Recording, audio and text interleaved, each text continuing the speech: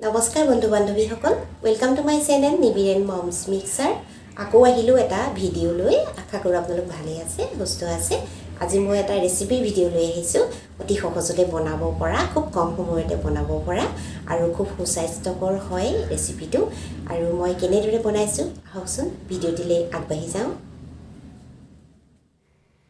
এয়া মই এটা কলডিল লৈছোঁ কলডিলটো পাহাৰীয়া হয় সেইকাৰণে খুব কোমল হয় কাটিবলৈ সহজ হয় এতিয়া মই কলডিলটো ভালদৰে ধুই লৈছোঁ যেহেতু কটাৰ পিছত ধুব নোৱাৰি আৰু ধুলে ইয়াৰ যিখিনি গুণাগুণ তাৰ গুণাগুণ নোহোৱা হৈ যায় আপোনালোকে জানেই মই প্ৰথমে তাৰ কলডিলটো দুপিচ কৰি লৈছোঁ আৰু তাৰে এটা পিচ মই বনাম বেছি দীঘল হয় যেহেতু খোৱা মানুহ কম সেইকাৰণে মই এনেদৰে লৈছোঁ আৰু এতিয়া মই এই কলডিলটো খুব মিহিকৈ কাটি ল'ম যিমান মিহি হয় ইমান ভাল হয় আপোনালোকে জানেই আৰু মই যিমান পাৰোঁ মিহিকৈ কাটিবলৈ চেষ্টা কৰিম আৰু যাৰ যেনেকৈ সুবিধা হয় তেনেদৰে কাটি ল'ব পাৰিব আৰু এতিয়া মই এনেদৰেই কাটিছোঁ আৰু এতিয়া অতি মিহিকৈ মই কাটি ল'ম কলডিলৰ উপকাৰিতা বিষয়ে সকলোৱে জানেই আমি সকলোৱে খাব লাগে বিশেষকৈ আমাৰ পেটৰ কাৰণে খুব ভাল আৰু মহিলাসকলে খাবই লাগে আৰু এয়া এটা মই ডাঙৰ আলু কাটি লৈছোঁ এনেদৰে চাইজত এটা পিঁয়াজ কাটি লৈছোঁ আদা আৰু নহৰু মই থেতেলিয়াই লৈছোঁ এখিলা তেজপাত আৰু লগতে দুটা কেঁচা জলকীয়া লৈছোঁ আৰু এইফালে মই আধা বাটি মচুৰ দালি লৈছোঁ মচুৰ দালিখিনি মই ধুই লৈছোঁ আপোনালোকে তিয়াই ল'বও পাৰে আৰু এইফালে এটা মই কুকাৰ গৰম কৰিলোঁ আৰু কুকাৰত মই মিঠাতেল ব্যৱহাৰ কৰিছোঁ আৰু মই মিঠাতেলখিনি গৰম হোৱালৈ বাট চাম আৰু এয়া মই এনেদৰে লৰাই দিছোঁ আৰু এয়া গৰম হ'ল এতিয়া মই তাতে পাঁচফোৰণ অকণমান দিছোঁ আৰু পাঁচফোৰণখিনি মই ৰঙচুৱা হোৱালৈকে ভাজি থাকিম আৰু তাতে মই এখিলা তেজপাতো দি দিছোঁ আৰু লগতে এতিয়া মই পিঁয়াজ দি দিলোঁ আৰু নহৰু আৰু আদা মই থেতেলিয়াই লৈছিলোঁ সেইখিনিও এনেদৰে দি দিছোঁ আপোনালোকে পেষ্ট বনাইও ল'ব পাৰে লগতে কেঁচা জলকীয়া দুটাও দি দিলোঁ কেঁচা জলকীয়া এনেদৰে তেলত দিলে খুব ধুনীয়া সুগন্ধ এটা আহে খাবলৈ ভাল লাগে আৰু মই এনেদৰে ৰঙচুৱা হোৱালৈকে এতিয়া ভাজি থাকিম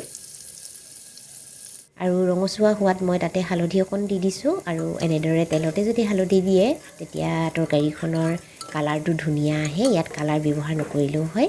আৰু মই এতিয়া তাতে কাটি লোৱা কলডিলখিনিও দি দিছোঁ মই বহুত বেছি মিহি কৰিব নোৱাৰিলোঁ সেইকাৰণে এনেকুৱা হৈছে আপোনালোকে বেছি মিহি কৰিব তেতিয়া দেখিবলৈও ভাল লাগে সিজাটোতো সিজিবই কুকাৰত যিহেতু দিম ডাঙৰকৈ কাটিলেও সিজিব কিন্তু মিহিকৈ কাটিলে দেখিবলৈও ভাল লাগে আৰু খাই ভাল লাগে আৰু এতিয়া মই এনেদৰে ভালদৰে লৰাই দিছোঁ তেলখিনি যাতে কলডিলত ভালদৰে লাগি যায় আৰু মই এতিয়া দালিখিনিও তাতে দি দিম দালিখিনি মই ধুই লৈছোঁ আপোনালোকক দেখাইছিলোঁৱে তিয়াই ল'লে এটা চিটিতে হৈ যায় মই যিহেতু ধুই লৈছোঁ সেইকাৰণে মই দুটা চিটি দিব লাগিব আৰু আলুখিনিও এনেদৰে দি দিছোঁ আপোনালোকে পাৰিলে আলু কেইপিচ আগতে ফ্ৰাই কৰি ল'বও পাৰে তেতিয়া টেষ্টটো বেলেগ আহে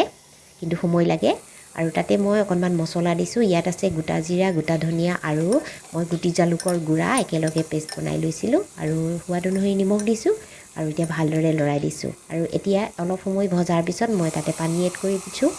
পানী মই জোখমতেই দিছোঁ আৰু অকণমান লাগিব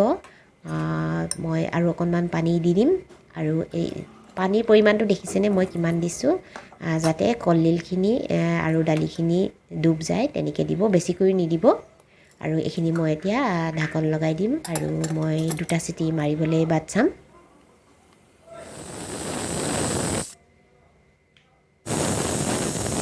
এয়া মোৰ দুটা চিটি মাৰিলে আৰু ঠাণ্ডা হ'বলৈ দিম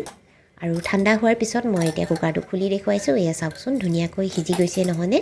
আৰু বহুত বেছিকৈ সিজি যোৱা নাই দালিটো যদি বহুত বেছিকৈ সিজি যায় তেতিয়াও খাবলৈ ভাল নালাগে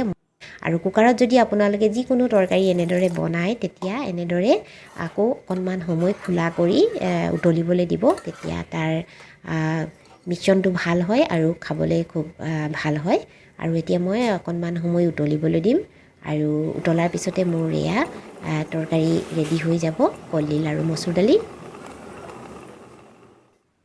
আৰু মই এনেদৰে পৰিৱেশন কৰিলোঁ চাওকচোন দেখিবলৈ ভাল লাগিছেনে আৰু খাবলৈও খুব সোৱাদযুক্ত হৈছিলে আৰু মই এনেদৰে যদি বনাওঁ ঘৰৰ সকলোৱে খাই ভাল পায় সেইকাৰণে মই এনেদৰে বনাওঁ